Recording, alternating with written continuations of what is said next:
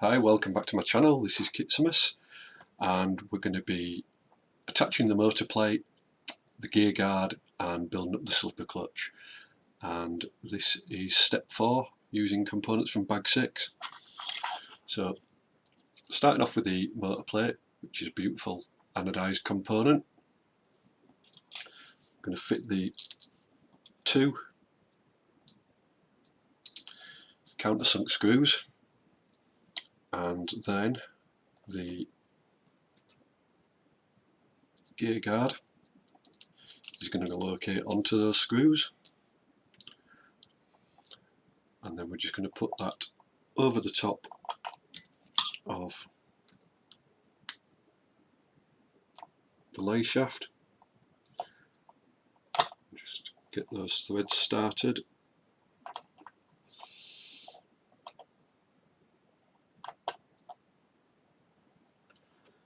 Okay, that's one.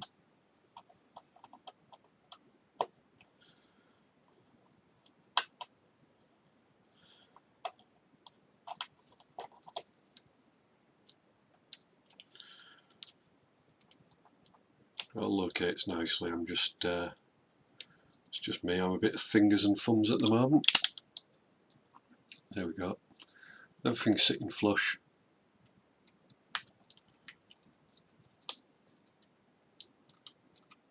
We've got those started,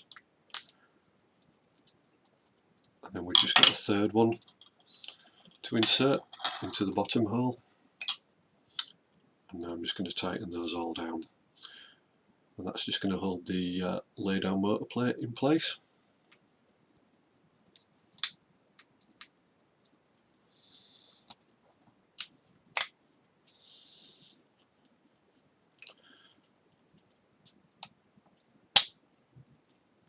Okay, so get that all the way home.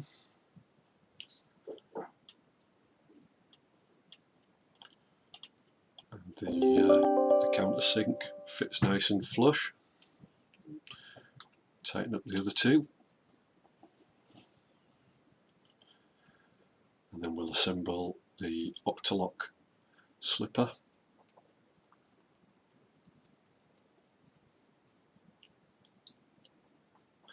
Place it on the shaft, and then we'll put the screw and the pin through.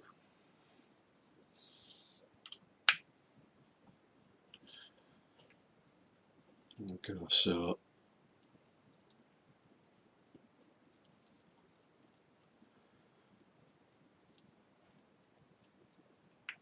that's the motor plate all nicely tightened up and fitted. There we go. So put that there. And this kit, it comes with the Octalock slipper clutch. The kit includes a 72 tooth spare, and it also includes a 78 tooth spare.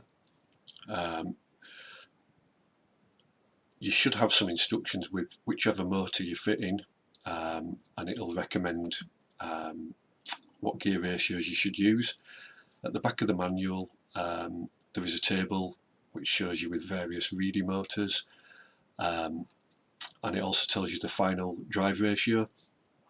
So based on the specification for my motor, I am using the 78 tooth. I think the 72 tooth is recommended if you're running stock class. So with the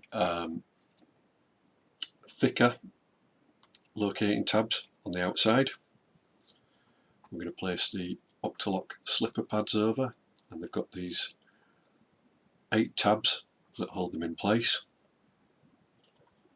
And then we're going to put the outer hub on, and that fits nicely in place. I'm going to turn that over, fit the inner slipper pad on there,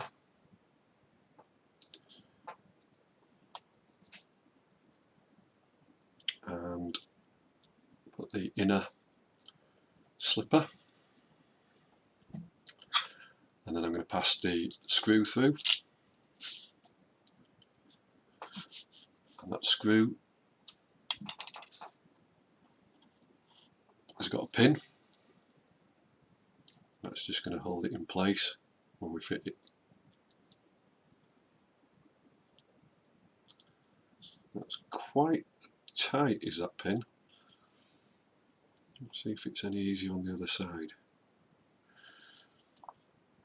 Right, so I'm going to remove that. The pin is a very snug fit, so I think I'm going to have to use some pliers just to get that in. Obviously it's good to have an interference fit, because then we're not going to run the risk of it coming loose and falling out on us.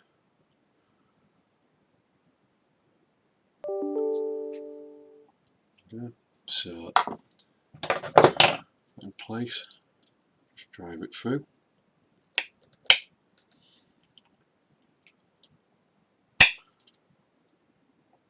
Come most of the way through.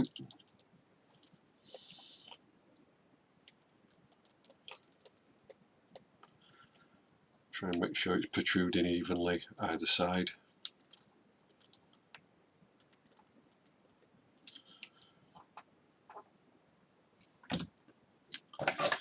So what we don't want to do is have it only locating on one side. Okay.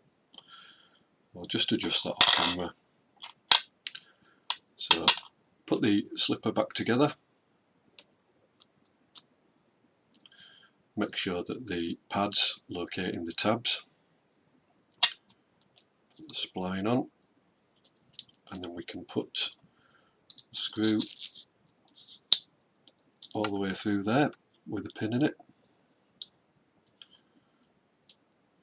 and then that should fit over the shaft.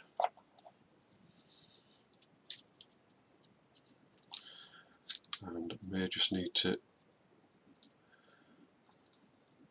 just adjust it so it lines up with the output, which we've done. So there we go.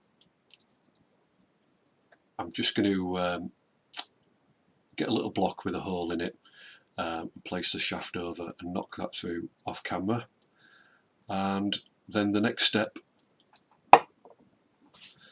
we're going to be adding the slipper spring and then building up the rear shock tower. So thank you very much for watching, and I'll see you in the next video.